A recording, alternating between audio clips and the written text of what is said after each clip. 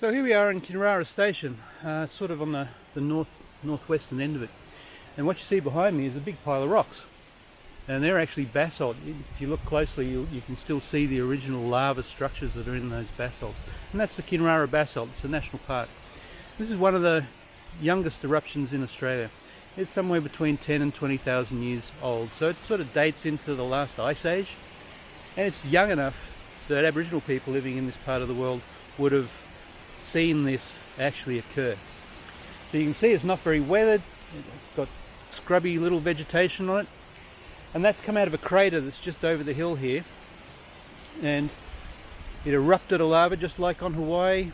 And it's fairly fluid, just flowed like cream out of a container onto a cake down the river valleys, flowed 30 kilometres away into the Burdekin River, that valley of lagoons.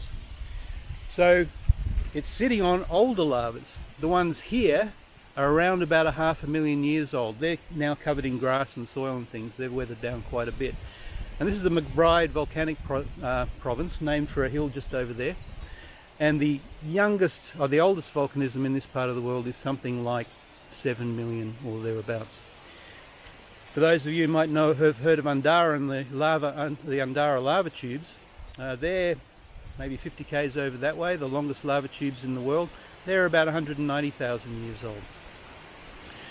So you'll see the vegetation on the lava is pretty scrubby. It's sort of a vine thicket kind of thing, not many nutrients, quite hot, pretty hard to get a foothold here. If you come around the other way, then you will find that on the slightly more weathered basalts, you've got a beautiful example of open woodland savanna, very characteristic of northern Australia. So you can see in the upper level you've got lots and lots of gum trees, some acacias and things like that, and then not much in the understory, a few saplings growing up, and then a huge amount of grass. And it's the wet season, so the grass is doing pretty well at this time, and the cows are doing pretty well because the grass is doing pretty well.